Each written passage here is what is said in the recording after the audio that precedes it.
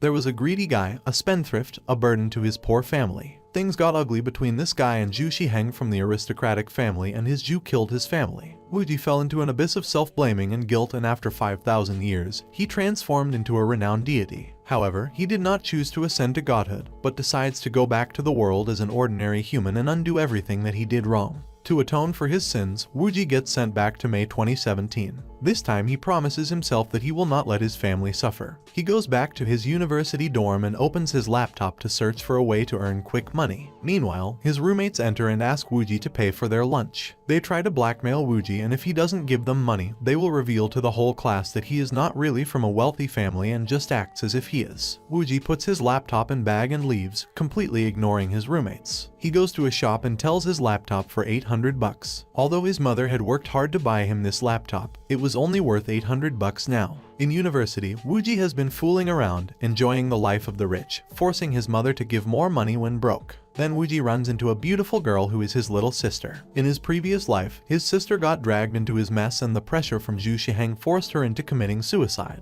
She takes out $5,000 from her bag and hands it to Wuji, asking him to stop threatening mom to quit school for money. Wuji's sister has already quit school to help their mother with the debt, as the debt collectors have been chasing them. Wuji apologizes to her and promises that he will solve this problem in a few days. With the money from his laptop, he buys some groceries and goes to a secluded place in the forest to cook a spiritual drink that will help him cultivate his spiritual energy faster. He succeeds and drinks it. Cultivation can be categorized into 5 major realms: Lian Kai, Yuandan, Shenhun, Huashen, and Tianren. Wuji is following the Sheng Zian manual and attains stage 1 Lian Kai that would make his strength surpass the one of a normal human. Attaining stage 1 took him an hour, and afterwards, he set out to look for a place to earn quick cash. Wuji enters an internet cafe and browses the Jai Yuan transaction webpage, a world's black market. He sees a bounty offer to kill millionaire Su Wen's daughter Su Jiekai, and the reward is 10 million. This mission was accepted by Feng Sai from the killer clan. Feng Sai is one of the best killers and has never failed any mission before, hence there is no hope for Su family's daughter. As he scrolls down, he finds an offer from Su Wen that he needs a master to protect his daughter for a month,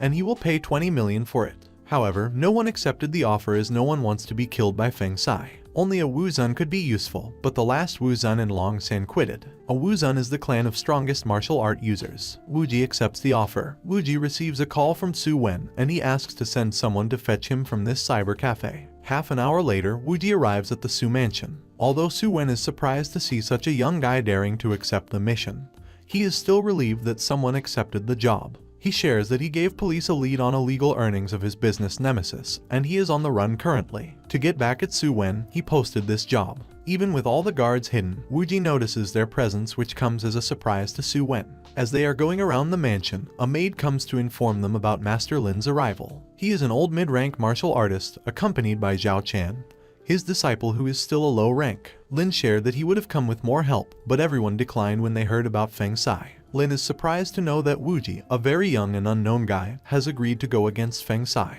They then ask him about his plans. Wuji demands all the guards and surveillance to be removed, as they are too weak and will only hinder him, whereas Lin and his disciple are barely qualified to stay. Zhao Chan gets agitated over Wuji's audacity and challenges him. Wuji accepts the challenge, offering him and all the guards to come at him together. Guards surround him and approach from all directions, and without even taking his hands out of his pockets, Wuji emits spiritual energy that throws all of them away. Zhao Chan charges at him with a full-powered kick, but Wuji again uses his spiritual energy to block. The magnitude is so intense that Zhao Chan is thrown back. He even went through a couple of trees before finally stopping. Lin acknowledges Wuji's power and states that he is a Wuzun with high cultivation, and even Mr. Liu, the Wuzun who just broke through the realm of Zun, would not be a match against him. Meanwhile, the noise from this fight wakes up the beautiful daughter of Su Wen. Su Wen now trusts Wuji and asks him to take care of his daughter. Wuji sets 2 conditions before taking on the job. First is that the 20 million should be deposited immediately, and secondly, everything he says related to security should be followed. Su Wen agrees to the demands. Wuji then shares that he has to go out for some errands tomorrow. However, Feng Sai is expected to attack in these 2 days, so Wuji suggests that Su Jiekai, Su Wen's daughter, should go with him. Meanwhile, Jiekai comes down the stairs, frustrated at how she has to spend all the time grounded in the house. Mr. Wen informs his daughter that Wuji is hired by him, and he will be protecting her for a month. Wuji asks Jiekai to follow his plan, and in exchange, he would not be restricting her freedom. Jiakai then asks to go out and his father agrees that she can go out tomorrow with Wuji and must always listen to him, and of course she should not run away. Meanwhile, Jiakai is planning something else in her head. The next day, they both leave the mansion with the driver and Jiakai tells the driver to go to the metropolis. Wuji, however, tells him to drive to Longshan University. The driver accepts Wuji's command instead of Jiakai. This infuriates her and she demands the car to be stopped so she can go there by herself. Wuji agrees and tells the driver to stop the car. Jiakai happily steps out of the car to finally get freedom. But to her surprise, there was nothing around, just the road and a few crows. She gets back in the car and Wuji tells her that if she cooperates with him until he is done with his business, they can go wherever she wants. They arrive at the university dorms and Jiakai refuses to enter the disgusting boys' hostel. However, she must be in Wuji's sight at all times, so she agrees to go with him, only to find 3 shirtless guys in Wuji's room. The rich roommates who used to exploit Wuji. They start to flirt with Jiakai, but Wuji threatens them to behave or there would be consequences. They take his warning as a joke and continue their pervy act. Wuji uses his spiritual energy to show them a horrifying illusion of devils that are here to take their lives. The perverts now start to beg for their life. Meanwhile, Jiakai tries to figure out what happened. He takes his clothes and leaves with Jiakai. In the car, Jiakai asks what trick he used and Wuji uses this opportunity to mock her by saying that if she does not listen to him, he will have to. Jiakai gets scared, but Wuji breaks the warning by saying that he is just joking.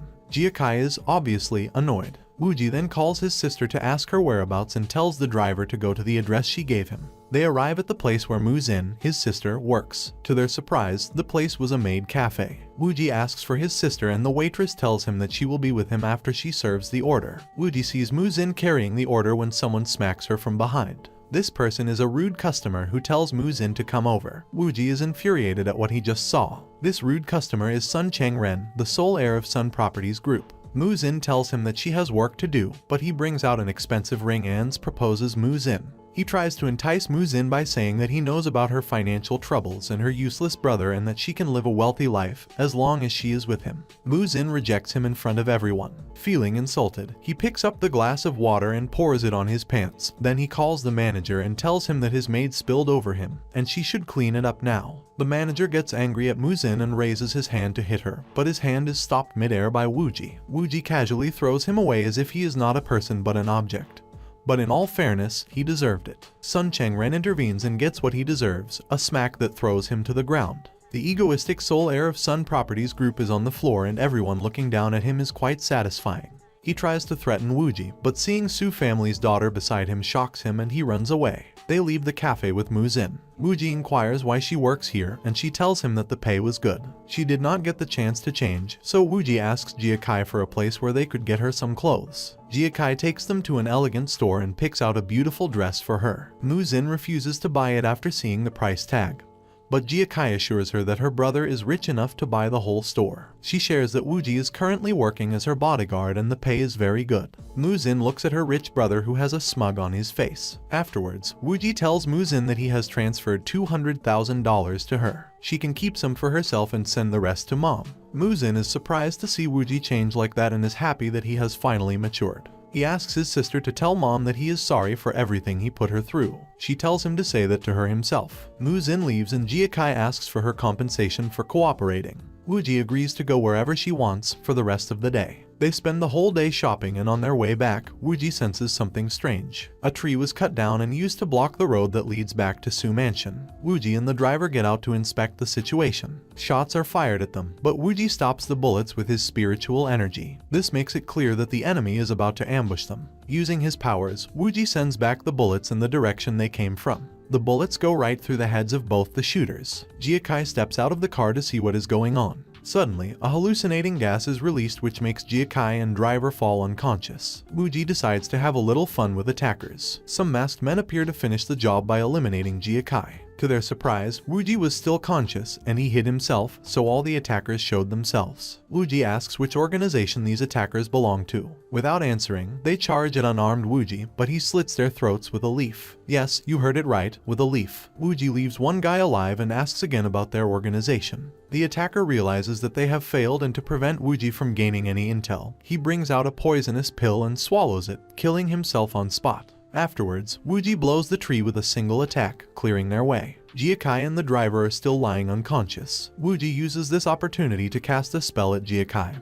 hoping she does not wake up and misinterpret the situation. Wooji touches her neck gently with his finger to cast the spell. However, Jiakai opens her eyes only to find Wooji so close to him. She gets away and asks what he was doing. Wooji tells her that he is only saving her. Noticing all the corpses, she inquires about the attackers. Wooji tells her that they were hired killers. He then wakes up the driver and they go back to the Su mansion. Back at the mansion, Wooji briefs Su Wen and Lai about the attack and shares that such underhanded trick does not suit to Killer Clan, so they might belong to some other organization. He also noticed a leaf mark on their wrists. Lai seems to have heard about it before but can't seem to remember where. They suggest some precautions to be taken, so Wooji asks Su Wen to arrange some jade ornaments for him. Su Wen's butler brings the ornaments. He guesses that Wooji wants these for blessings to ward off evil. However, Lei shares that those who practice martial arts do not believe in such myths. During the night, Wooji uses his powers to convert some of them into a bracelet, and goes to Jiakai's room. He asks her to wear this bracelet at all times. The next morning, Wooji demonstrates the purpose of these ornaments. He asks the guard for a gun and shoots at the ornament. The ornament deflects the bullet and then shatters. Su Wen and Lai conclude that this ornament can only be used once, however, one use is equivalent to one life. Wooji shares that shattering of the ornament is just an illusion.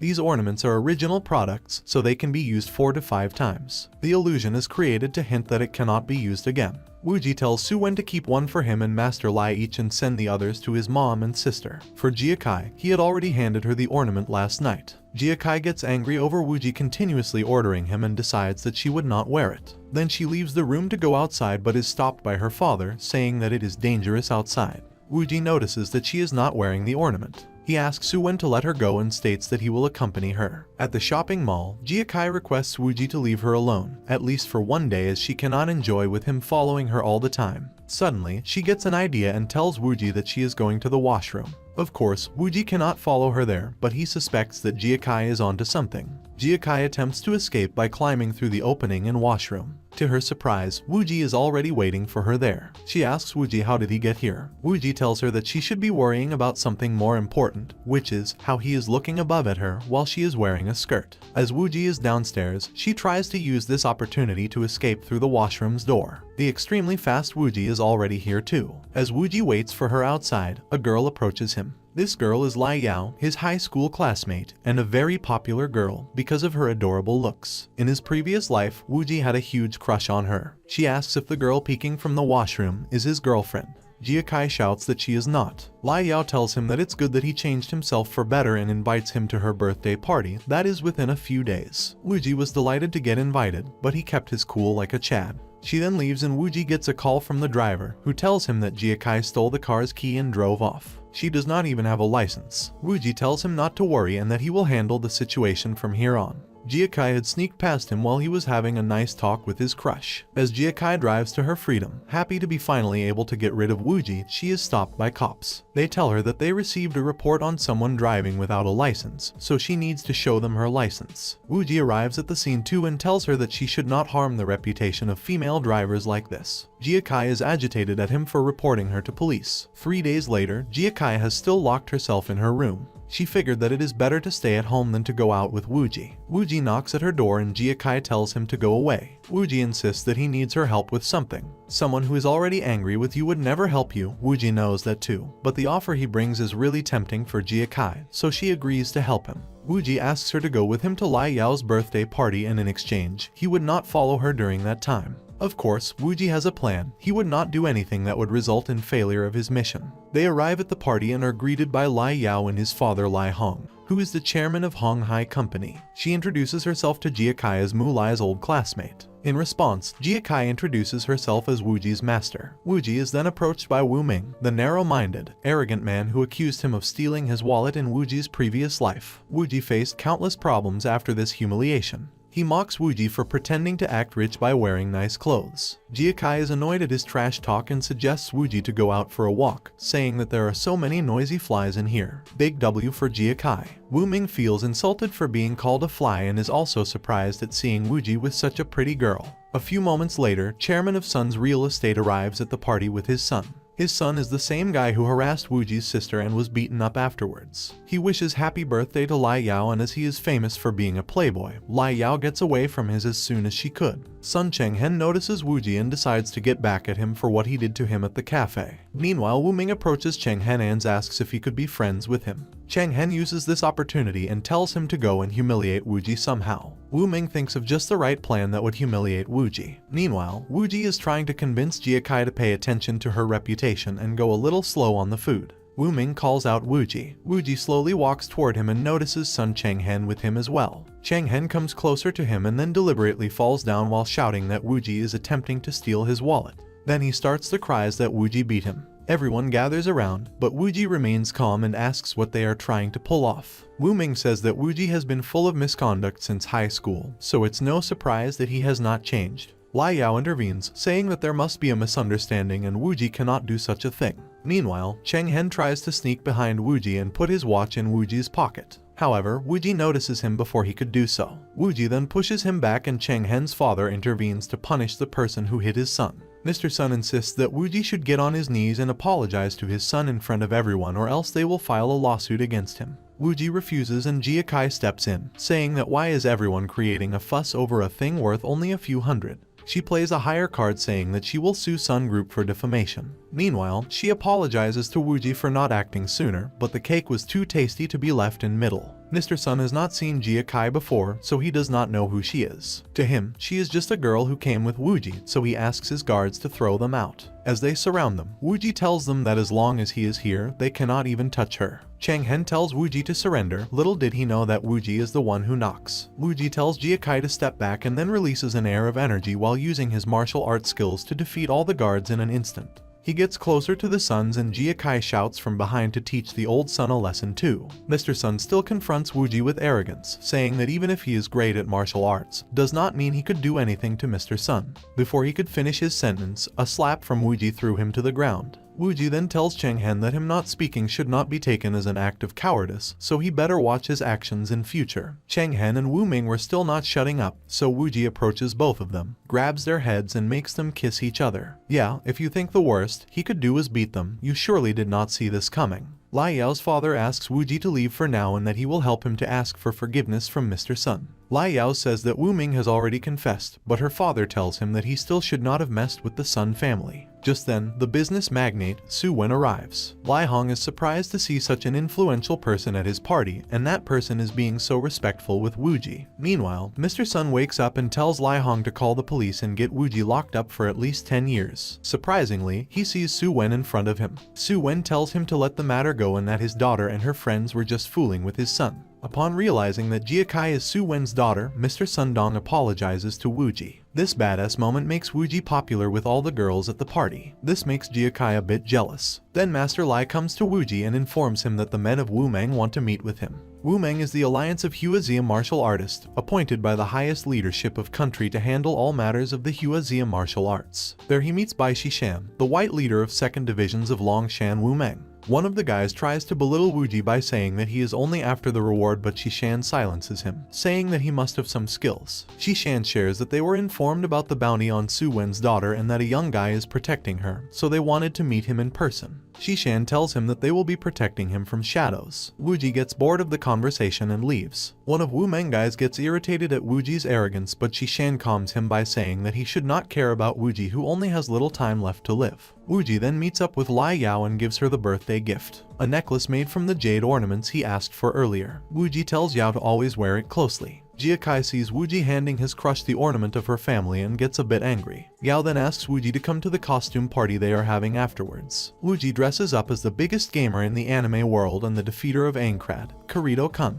Meanwhile, he sees a pink bunny peeking at him. The person dressed up as Bunny is the cute Jia-kai. Yao then enters the room, dressed as the sub-leader and strongest fighter of the Knights of Blood Guild, Asuna-chan. Wu-ji was amazed at the sight of seeing her crush looking so pretty while being dressed as his second half. As they begin dancing, the lights suddenly go off and some strange men infiltrate the party. Wu-ji hears the shout of Jia-kai, asking for his help. He tells Yao to stay here while he inspects the situation. The attackers see this opportunity and approach Yao. However, the necklace Wu-ji gave her forms a protective bubble, stopping them to get close. Therefore, they decide to retreat. The person leading this attack, Hong Ku-wang, asks his men about Yao, and they tell him that they were only able to abduct Jia-kai. Shishan finds Hong before they could escape and informs him that Wu Meng is not going to let him leave alive. Hong's organization Acacia was destroyed by Wu Meng, so he decides to pay that debt today as well. Just then, Wuji arrives as well and asks Hong to return Jia Kai himself if he wants to live. Shishan tells Wuji to step back as he is too weak for him. However, Shishan has equal strength as Hong, so he will deal with him. Wuji agrees to give him a minute, after which he will intervene. They both get into an extreme combat with neither party giving up. Hong decides to end the fight by taking out the knife from his back and stabbing Shishan. He apologizes for being unethical by bringing out a knife in hand-to-hand combat. But to win a war, one must take extreme measures. The minute was over and Wuji kicks Hong and smashes him in the wall behind. Shishan and Hong realize that this youngster is way above them, so Hong uses his trump card. He swallows an ancestral medicine that drastically increased his size and strength. As Hong turns into a monster, he gives Wuji a chance to back off. Wuji is annoyed at Hong talking this much, so he silences him with a single strike. Hong is defeated, but his men have already put Jia Kai in car and driven away. Jia Kai is tied in the back seat of the car and one of the kidnappers start to have evil thoughts about Jia Kai. As he tries to get close to her, he sees some kind of flash from the window. That flash was Wuji running past them and now standing in the way of the car. Using his powers, he stops the car before it hits him and kills two of the kidnappers right away. The third one tries to fire gunshots at Wuji, but he easily stops them.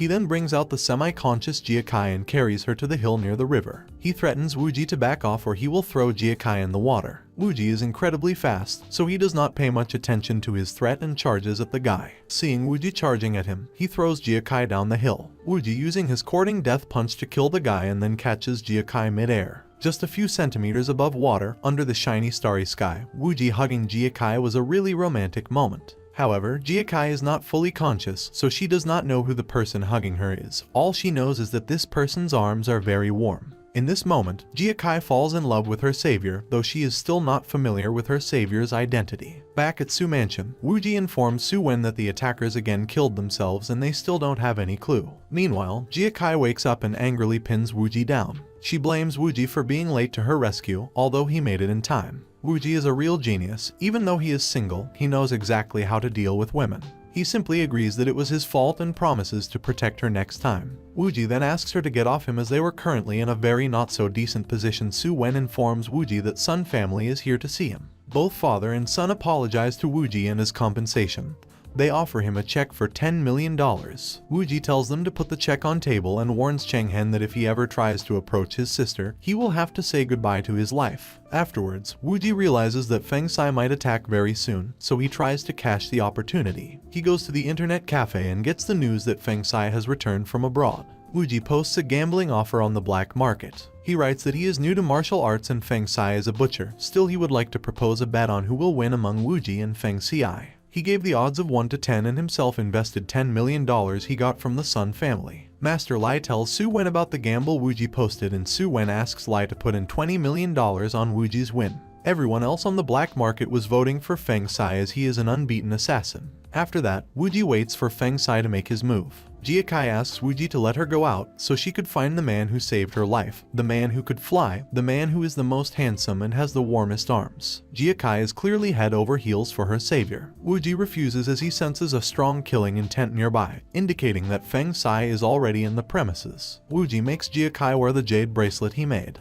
Even after 4 hours, Wuji still waits for Feng Sai to attack. He realizes that Feng Sai is being too cautious as Wuji is by Jia Kai's side all the time. Wuji decides to give Feng Sai a head start by using Jia Kai as bait. He tells her that there's a rabbit outside the flower beds to make her go outside alone. As she is searching for the rabbit Wuji made up, she senses the movement of tree leaves. Feng Sai emerges from the tree and goes straight for the killing blow. To Wuji, Wuji dodges his dagger and punches his face, throwing him a few meters away. Feng Sai uses the smoke grenade to hide again and make another surprise attack. However, Wuji was able to tail him even through the smoke and follow him all the way to riverbank. At the riverbank, Feng Sai suddenly disappears. He tricks Wuji into thinking that he has escaped while he was sitting underwater for the past 30 minutes. He finally comes out of the water only to find Wuji casually resting on a tree branch. Wuji compliments his ability to hold his breath for this long. The next morning, a random guy is shouting at his computer, apparently on losing all his money. On his desktop screen was the news that Wuji and Feng Sai had an intense battle last night, and Feng Sai's dead body was found along the bank of Main River. Last night, Feng Sai was surprised to see Wuji's ability to walk on water. He tries to think of a way to defeat this monster. He asks Wuji to pull him up from the water, and as Wuji does, he tries to stab Wuji. Wuji stops the dagger using just 2 fingers and kicks him to send him flying.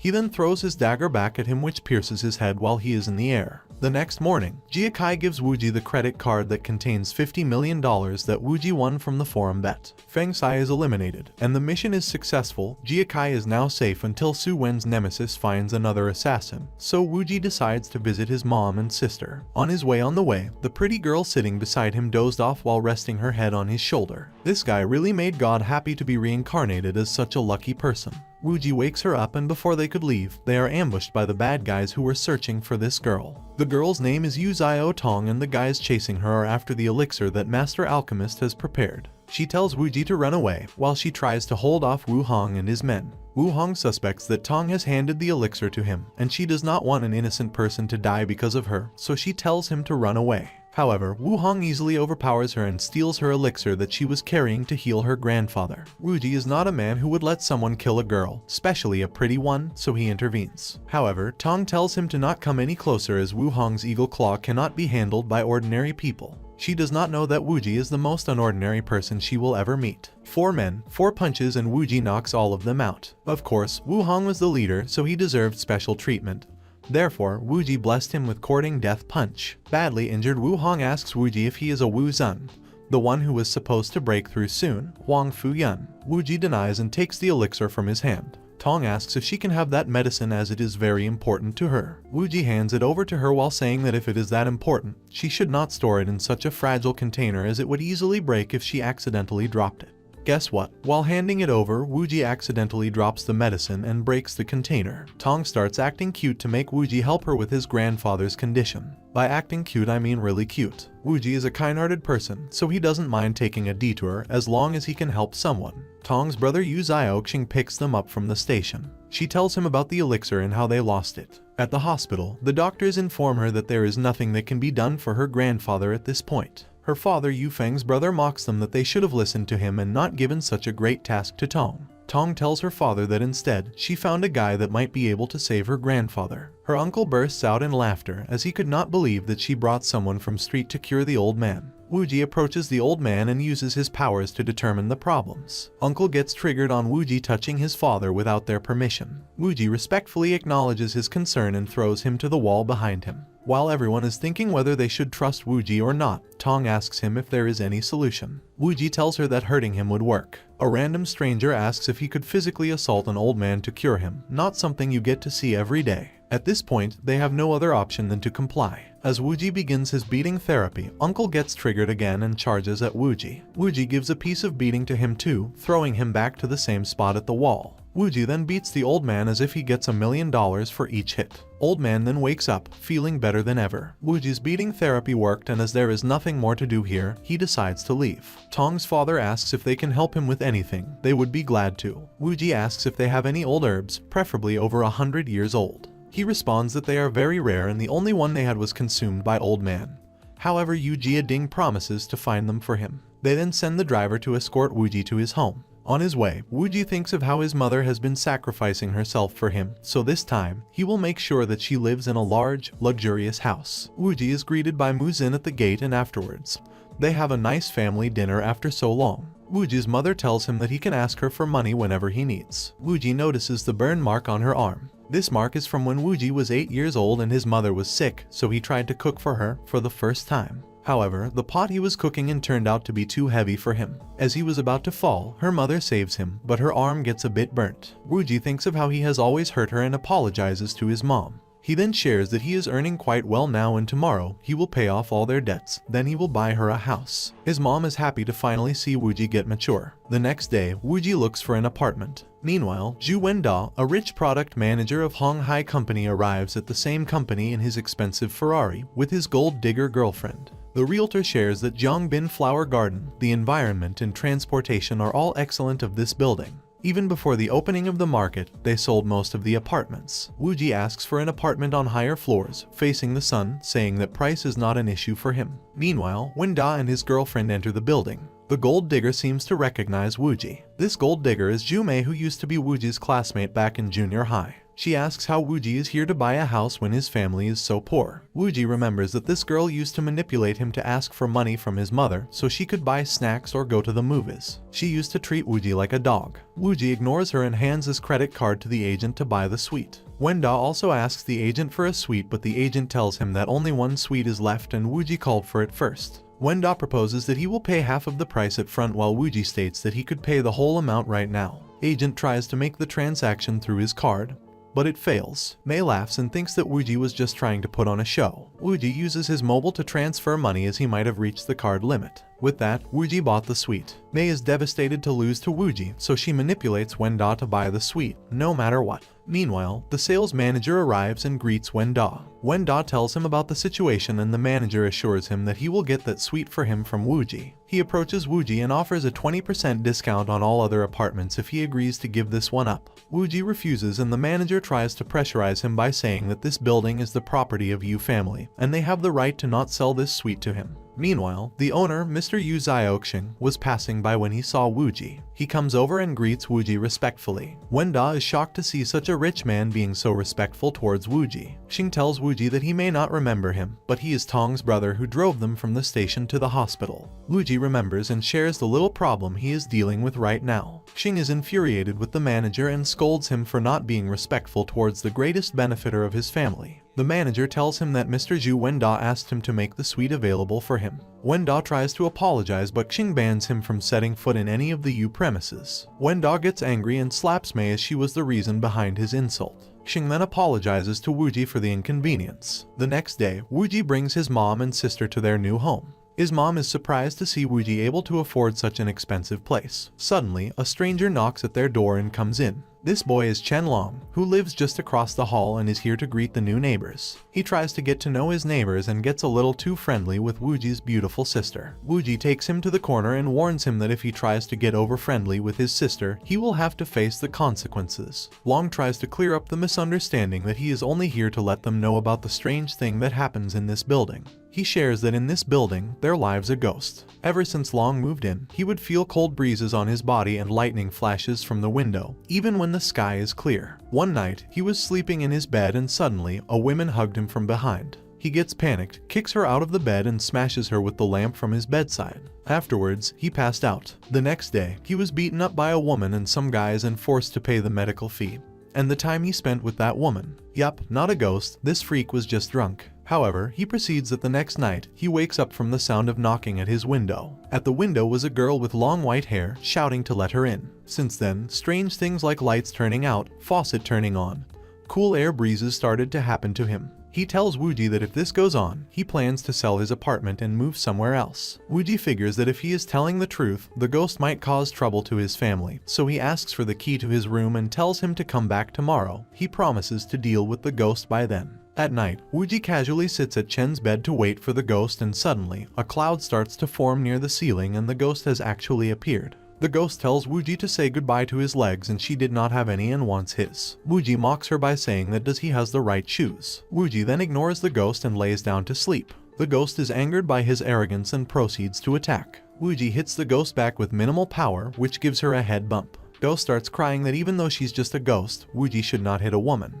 Wooji casts a spell at Ghost, and she turns back into her original form, and turns out to be a very cute girl. She asks why Wooji is not scared of her, and he responds that why would he be afraid of a ghost with a good heart. It's true that she has been here for some time now and no one has been harmed. Wooji then asks her to share her story. This girl is Zhang Xiao Bai. 2 years ago, she was a freshman at Beiju University and at that time, the building had not been constructed yet. In order to take a short route back from university, she falls into a pit and breaks her leg. It was at night, so no one heard her cries and eventually she died. All that time, she kept thinking about her family. Her mom and dad got divorced and her mom left with her sister and her father got her custody. Her father was an alcohol and gambling addict and would often beat her. The only good thing in her life was her sister who would often sneak out to spend time with her. Shortly afterwards, her dad died and her mom refused to pay for her expenditures, so her sister dropped out of college so she can continue studying. She regrets dying before she could repay her sister for everything she did. When she turned into a ghost, she tried to fly towards her sister, but as she travels away from the place where she died, her soul starts to collapse, confining her to only this building. All she wants is to see her sister one more time. Wuji consoles her by saying that he knows a way to fulfill her wish. Wuji shares the Zaiwai star cultivation technique in which the fallen immortal can continue to cultivate their bodies by taking shelter,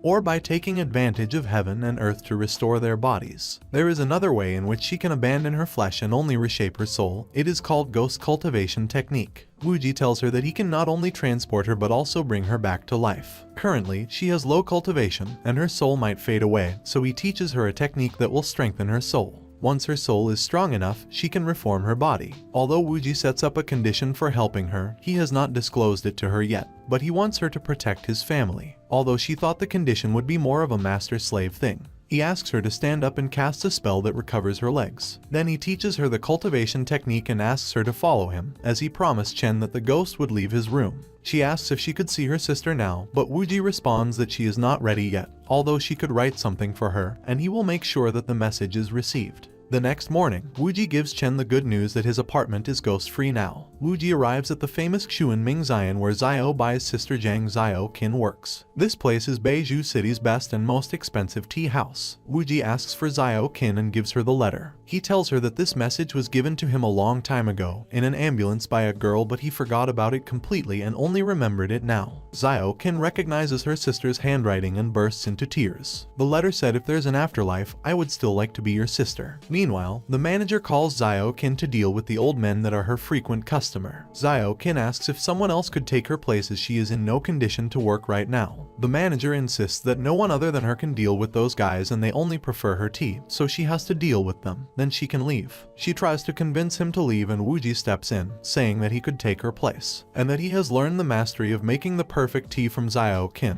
Also, she is in no condition to make good tea. That would only hurt the reputation of this tea house. The manager agrees and gives the tray to Wuji. These two old men are Zhang Lao and Lai Lao. Zhang is an internal strength martial artist while Lao is an external strength martial artist. They both fight over the question that which technique is stronger, internal or external. The quarrel went nowhere until they had to stop because of the exquisite scent that filled the room. This scent was from Wuji's tea. They both were overwhelmed by the rich taste of tea. The tea gave them a quiet and peaceful feeling, and they even expressed their feeling by calling it a dip in sea of clouds. They inquire how Wuji is so good with the tea. He responds with a famous Chinese saying that convinces the old men that Wuji is also associated with martial arts. So, Lai asks Wuji about his thoughts regarding which one is stronger, internal or external. Zhang intervenes saying that how much would a guy of such young age know? They again start quarreling among themselves. Wuji intervenes by saying that both of them are wrong. Zhang and Lai are taken by surprise as they have been fighting over it since a very young age, and now a guy is saying that both of them are wrong.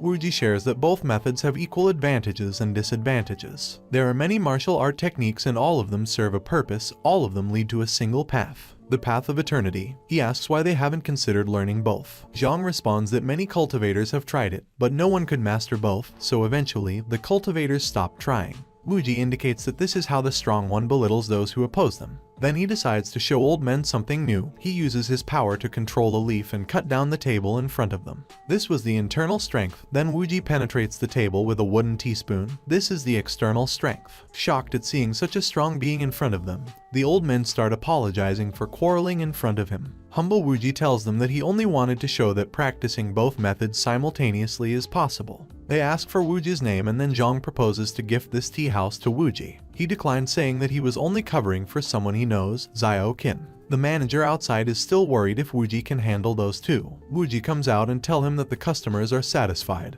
and he will be taking his leave now. Hearing that Wuji intervened in their quarrel, the manager realizes that the tea house is finished and approaches the old men to apologize for Stinky Kid's behavior. Zhang and Lai are infuriated at the manager disrespecting their new master, so they fire him. Zhang commands him to inform Xiao Qin on his way back that she will be in charge of this tea house from now on. Wuji comforts Xiao Qin that she does not have to feel bad as her sister was very proud of her, and maybe she will be able to meet her again someday. Xiao Qin thinks that Wuji is only being nice to her and tells him that he doesn't have to comfort her as she has seen her body getting cremated. As she turns back, Wuji has already left. Back in his room, Wuji shows Xiao Bai a jade porcelain bottle that will be her shelter from now on.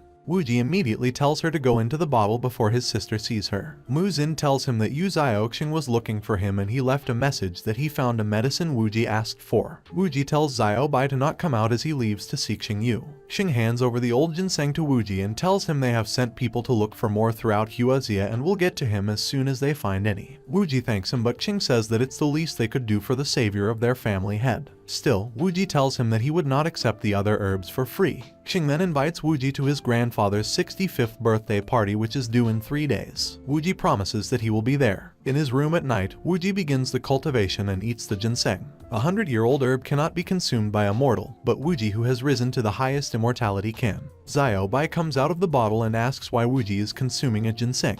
For disturbing Wuji while cultivating, he punishes Xiao Bai by telling her to look after the place alone tonight. Xiao Bai goes back in the bottle and Wuji tells Muzin to get ready as they are going out to eat at the most famous place of Beiju today. Muzin and Wuji arrive at the Guyu restaurant, the most famous restaurant of Beiju. It is passed down from ancient dynasty and said to be 200 years old. Surviving for this long obviously means that it has delicious dining. The security at Guyu is extra tight today as all the top martial arts sects are gathering here today. Wuji orders the most expensive meal before his mother could arrive, as he is familiar with the rule that if meals are expensive, mother would always refuse and tell that she can cook it at home. Meanwhile, Liu Feng and Zhuang Yuan arrive at the restaurant while talking about their special visit to Zhu Dashu, who also goes by the name Zhu Shiheng, Wuji's enemy who drove his sister to suicide. The waiter comes to Wuji's table and apologizes that this floor is already booked and requests them to move to another table. Muzin agrees as it is a small mistake. She gets up from the table and Liu Feng slightly touches her as he was passing through.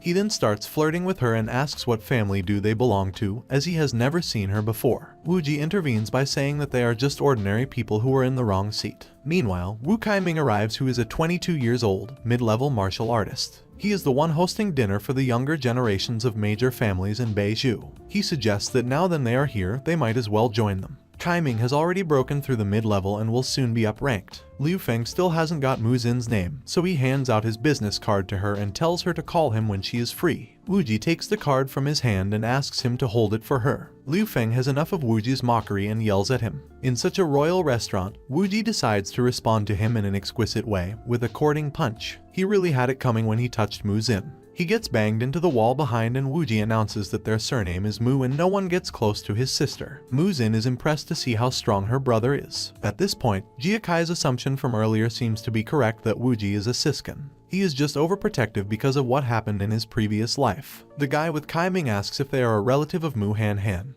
who runs a hotel, because there is no big family with a Mu surname in Beiju. Reminder, Wuji's actual name is Mu Lai. Wuji pretends to be from that imperial family. However, Liu Feng does not care about that, and to get back for the humiliation, he tries to attack Wuji. Silly guy. Take 2, Liu Feng gets another strong kick right at his face. Kaiming intervenes by saying that he is hosting a feast here and Wuji should act a bit more mature and do not pursue this matter any further. He adds that Muzin is not anything golden and flirting with her is no big deal. Besides, if she can win the heart of Liu family's young master, it will be good for Wuji too. Therefore, Wuji and Muzin should come over and apologize to Liu Feng and the matter will be forgotten.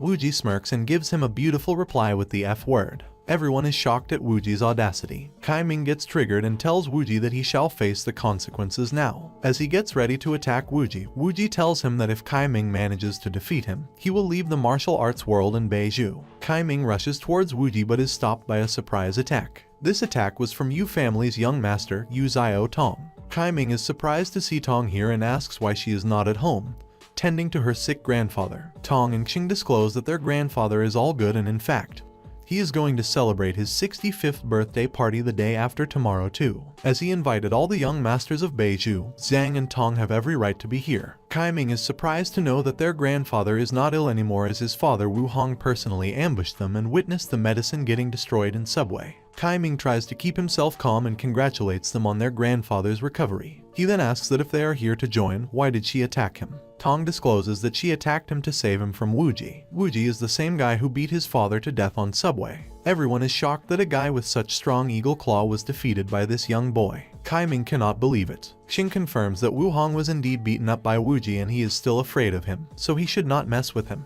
The Wu family has kept their animosity against Yu family a secret for all these years, so he decides to not bring it to surface in front of everyone else just because of Wuji. Even if Wuji is a guest of Yu family, he is still too arrogant to look down on all the strong families in Beiju. Also, Yu family has already acknowledged him and dares to go against everyone else for him, meaning that they have regarded themselves as overlord of Beiju. This irritated the Mu family. Meanwhile, Wu Xin receives a call from her mother and Xin tells her to wait on table 68 on the 3rd floor, and Wuji and her will be there soon. Wuji excuses himself from Tong and Xing and starts to leave. The stubborn Liu Feng tries to stop him so he can pay him back. Take 3, Liu Feng gets kicked in the face again. In the elevator, Mu Xin compliments Wuji for being so strong, but Wuji asks her to put more emotions in the compliment. She then makes a funny face and mocks Wuji. He might be the strongest, but the sisters always win. A few minutes ago, an uninvited guest also arrived at the party. The receptionist tells her that the dinner hosted by Wu Kaiming is on the 5th floor and he shall take the elevator. This guy is Liu Pengfei, a 21-year-old from Jiangnan, who has just been promoted in Wu Zun rank list. Accompanied by his attendant Mei Qian, he is here to look for any new young talent. It has been rumored that Beiju has hidden dragons and crouching tigers, so he came here to look for himself. At the elevator, he passed through Wuji and his sister. Upon arriving at 5th floor, he announces himself to get everyone's attention. Kai Ming notices a strong aura coming out of him and realizes that this person is not from any family in Beiju. He feels unlucky to have to deal with Wuji first and now this stranger. Tong is annoyed at the fact that the girls at party are going crazy over him. Sheng, her brother, mocks her by saying that she acts the same when she is around Wuji. Lu informs everyone that he is from Jiangnan and was passing through this city when he heard that all the young masters are gathering here, so he decided to have a look. However, he is disappointed to see that everyone here is just trash. Pretty bold. Meanwhile, at the 3rd floor, Wuji's mom scolds him for ordering such an expensive meal. Then she orders her children to put away their phones that have been in their hands all this time. Mothers all around the world are just the same. That's when Xing comes running towards Wuji, telling him that something has happened at the 5th floor. Everyone gets triggered over the comment Lu made. Ironically, Liu Feng charges toward Lu to teach him how to be a gentleman. If only he could have learned that himself, he would not have to be kicked in face by Wuji. Thrice. Take 4, Liu Feng gets kicked in the face again by Lu. But this time, he is knocked out for good. Lu requests that his time is too precious to be dealing with little flies and the strong ones should come forward. Kai Ming tries to attack him the Wu family's famous eagle claw, but Lu deflects his attack and throws him into the ceiling. Kai Ming, who is supposed to be very strong, failed to survive a single hit from Lu. Tong has heard of this man before. She shares that in every generation, there will be a group of people much more talented than others. This reminds me of Generation of Miracles from Kiruko's basketball. These talented people are highly likely to break through the Wu Zun barrier. Even the weakest of these people are among peak-level martial artists. Tong confronts him that even though he is a candidate of Wu Zun, he should not humiliate others or else someone will put him out of the list. Lu replies that he did not mean to insult them, it's just that he was looking for strong youngsters, but all he sees here is the weakest generation of all time. Tong has had enough of his insults, and even though she realizes that she cannot defeat him, she still won't let him continue with the insults. Therefore, she rushes towards him, but Lu easily counterattacks and heavily injures Tong with a single strike. Tong stops others from attacking and warns Lu that they might not be a match for him.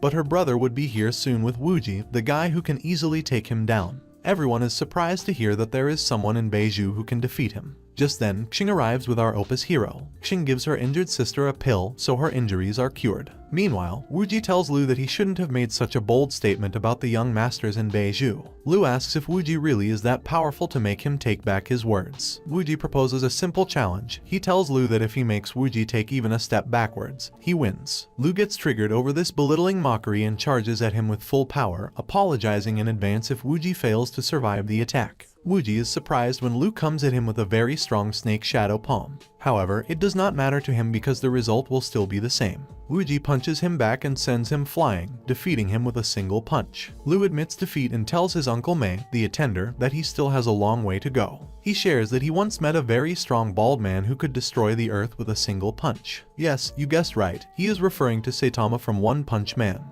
He will be shocked when he gets to know Saitama's secret trick to become the strongest is regular training and eating bananas for a year and half. Lu takes back his words about calling everyone in Beiju trash. Xing then asks Wuji's help as Tong is refusing to take her brother's weird medicine. The last time she tried, her body became itchy and hot. Wuji tells him not to worry and takes over the situation. Wuji casts a spell on Tong which immediately heals her wounds. Kai Ming thanks Wuji for making Lu take back his words and for protecting the integrity of Beiju State. However, they all realize that they are still way below the 10th spot holder in the Wu Zun list, Lu inquires why such a strong person like Wu Ji is not on the waiting list, as his strength is on par with Huang Fuyun. Tong shares that Huang Fuyun is well known in Huazia and is said to be a super martial arts genius. He has reached the highest level of martial arts in 2 decades, and no matter how hard younger generations try, they cannot reach his level. However, she adds, Wu Ji is much stronger than Huang Fuyun too. Wu Ji asks Lu how many people in Huazia have managed to break through Wu Zun. Lu shares that he is not aware of the exact number, as Wu Zun are really scarce. However, there are less than 20 Wu Zuns. Furthermore, there are many wealthy families in Imperial City and Wu Zuns mostly come from them. He then asks his new master Wu Ji to bless him with his presence if he ever comes to Jiangnam. To heal his injuries, Lu decides to leave. Afterwards, Wu Ji excuses himself as his mother is waiting for him. Tong escorts him back while Wu Ji thinks that whatever this emperor hierarchy is, he will not limit himself to this. Later that night, back in his room, Wu Ji opens the lid of bottle to let Xiao Bai out. To his surprise, Xiao Bai was already out. Wu Ji asks how she was able to escape the bottle. She shared that it was dark and cold inside and she was bored, so she started practicing the cultivation technique Wu Ji taught her. After cultivating for a long time, she tried escaping the bottle and succeeded. Wu Ji is surprised that Xiao Bai was able to move between physical and spiritual realm. This is the first layer of the immortal ghost cultivation, and Xiao Bai managed to reach it in just 1 day. Xiao Bai notices that Wu Ji is surprised by her progress, so she asks him if she is a genius and tells him to praise her. Seeing her drastic progress, Wu Ji decides to teach her how to create a body from soul. He tells her to come sit beside her on bed. Xiao Bai's imagination runs wild after hearing Wu Ji's call to bed. Wu Ji's dialogue that he will do exactly what she wants him to do did not help either. He then shares that this technique is for soul transformation and the soul is not physical. However, after cultivating to the first layer, she should be able to create a physical object. After an hour, the training was successful. Xiao Bai thinks of a tree and turns into a cute tree, then she thinks of an animal and turns into a cute pig, then she turns back into her original form, only with a much bolder made outfit. Suddenly, she feels very weak and falls into Wu Ji's arms. Wu Ji reveals that changing soul shapes consumes soul energy, so feeling weak afterwards is normal. As soon as she recovers some energy, she will feel better. Wu Ji tells her not to worry as she can change her soul shape now, which is of no use though. A couple days later, Wu Ji arrives at the Yujia Villa, this great mansion of the city's most influential family, on a bicycle. Mr. Yu and Tong personally receive Wu Ji at the gate. Wu Ji wishes Mr. Yu and gives him the birthday present. Tong then takes his hand and asks to come with her so she could show him the garden. On seeing this, Mr. Yu daydreams of marrying Tong to Wu Ji. His dream is cut short by the arrival of some unexpected guests. Wu Hong arrives along with his son to wish Mr. Yu happy birthday and to congratulate him on his recovery. Mr. Yu lets them inside and Hong is happy to be allowed inside. Meanwhile, Wu Ji and Tong drink together and Tong asks how it feels to be this strong at such a young age. Wu Ji tells her that anyone could be this strong if he just practices. Wu Ji then tells Tong to not address him as Mr. as both are of same age. Tong blushes as their relationship is getting closer and hopes that soon they will get married and have children. Then she starts thinking about how many children they should have. Wu Ji, you lucky guy. The old men from Tea House, Zhang and Lai are also here and they greet Wu Ji. Wu Hong approaches Wu Ji with a glass of wine and apologizes for his behavior at the subway. Wu Hong makes sure that his target, Wu Ji, drinks the wine. Then he takes the wine to Mr. Yu. Zhang notices that the Wu family is serving a lot of wine. Wu Hong asks for everyone's attention and toasts to Mr. Yu's 65th birthday. He then proceeds that all the strong families of this city are here, so he would like to discuss something.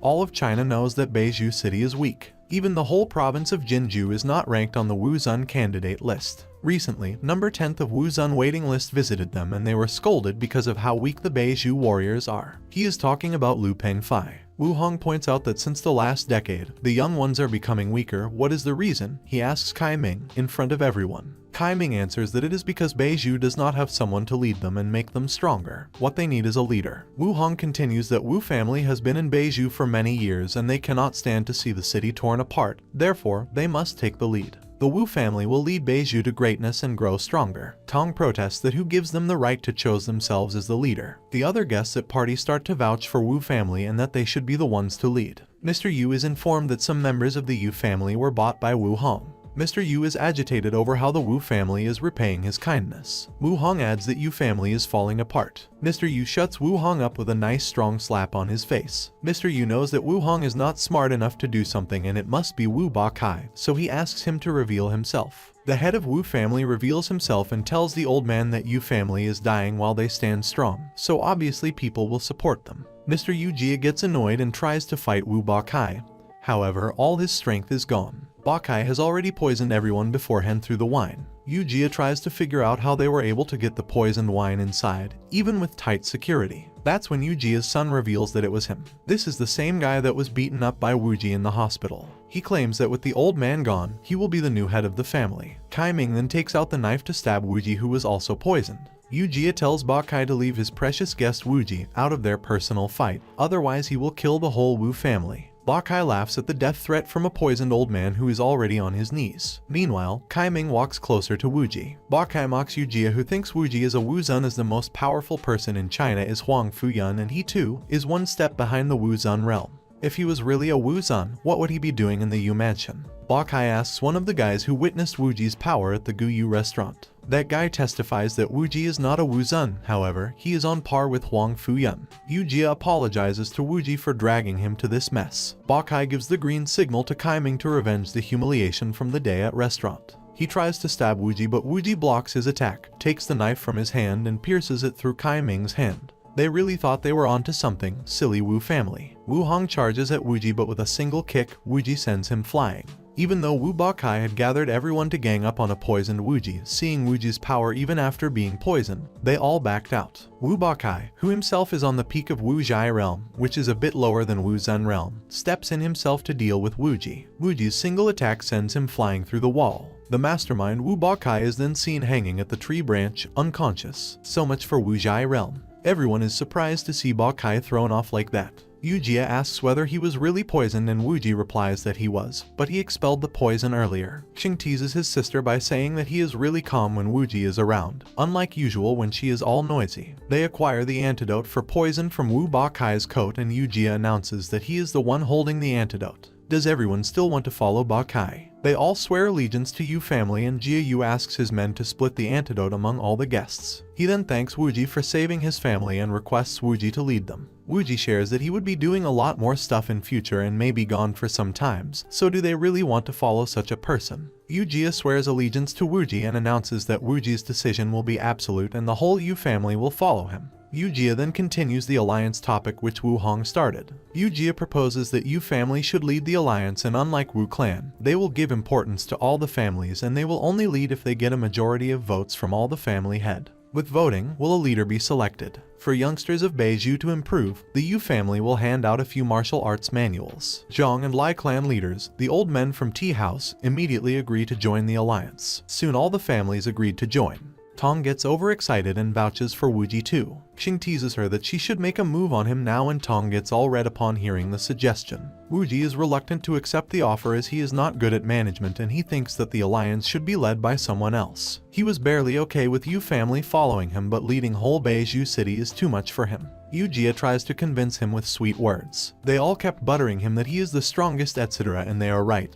There is no one qualified as much as Wu-Ji. To make things easier for him, they suggest an elderly council and a representative to take charge of affairs that do not require his attention. Tong then steps in and tries to persuade Wu-Ji to accept the job, for the betterment of her city. Who can deny a legit request from a pretty girl, so Wu-Ji agrees to take the leadership. 3 days later, Wu-Ji is traveling with Mu-Zin on a bus and hears the guys sitting behind him talk about the Beiju alliance and that a Wu-Zun has appeared there. Wu-Ji also wrote a book of practicing martial arts and gave it to Yu-Jia so he can let the young masters in Beiju learn from it. They discuss how the leader of the alliance is a mysterious person, a hidden dragon who is only known by the leaders of top martial art families of Beiju. They reach their destination and Wu-Ji checks the forum on his phone to see the news of the assassination attempt on Su family's daughter, Jia Kai. The status of Jia Kai is still unknown. Wu-Ji sets out for the Su mansion. Su Wen called Wu-Ji last night and informed him about the assassination attempt. He requested Wu-Ji to protect his daughter for some more time as his nemesis is getting active again.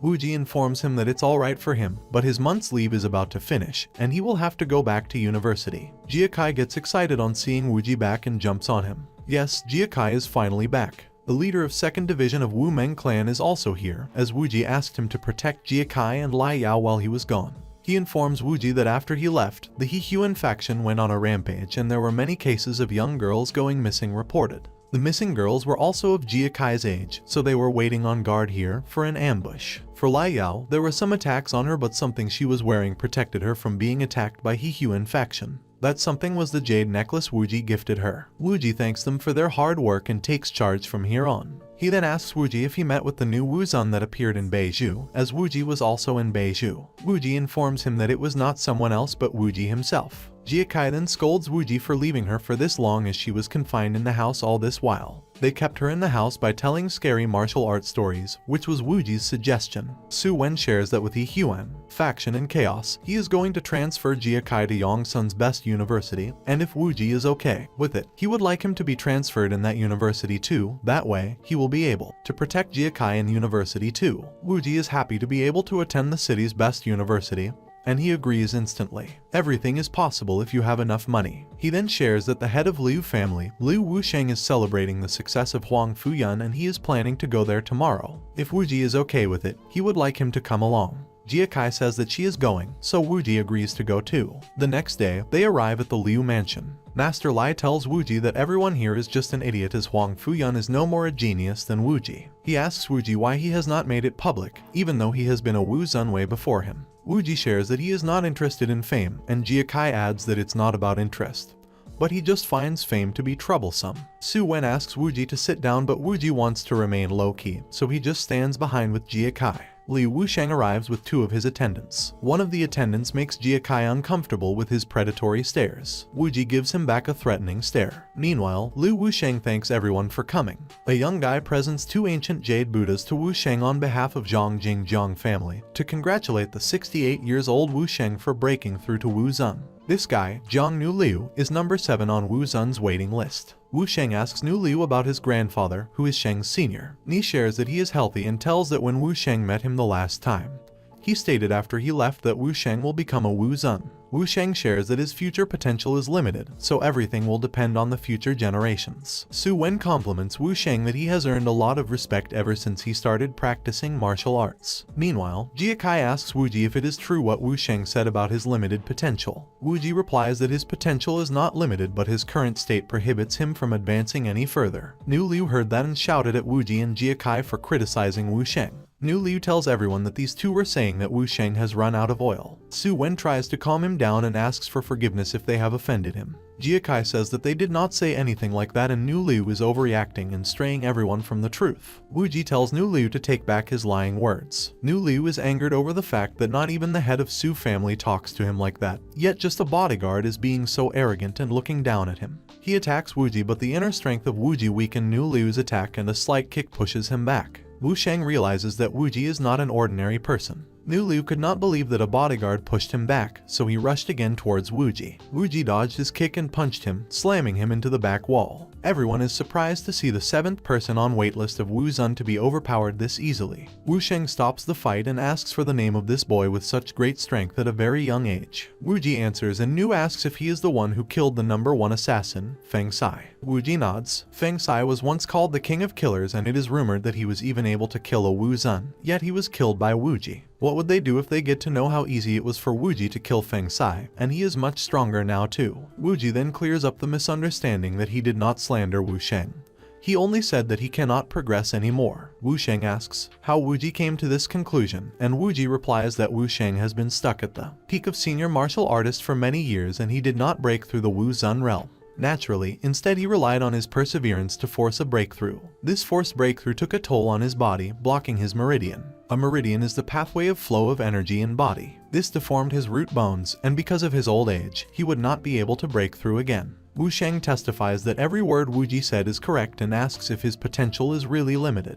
Wuji grips Wusheng's wrist to show his realm. Wusheng then asks Wuji to come to the room with him so he could have a private conversation. Wusheng gets on his knees as soon as they enter the room and apologizes for not recognizing the great Supreme Master. Wuji shares that he is not a Supreme Master, but Wusheng says that with such immense power, how can he not be a Supreme Master? However, he says that he still does not know which Supreme Master Wuji is, as he only knows of 4 in China. One is the leader of Wu family, one of Huang Fu clan, and the other 2 are elders of Hermit sect. He adds that cultivation has been around in China for decades, and according to ancient history, there are some people named to have higher cultivation than Wuzun and are on par with God. However, there is no news about them. Wuji asks him to keep his identity a secret. Wusheng then inquires if Wuji has any remedy for his body. Wuji states that his condition is very serious and if he tries another forced breakthrough, he will lose his life. However, he has a method which can cleanse the meridians if practiced for a long period of time. Wuji writes down the method and hands it to Wu Sheng.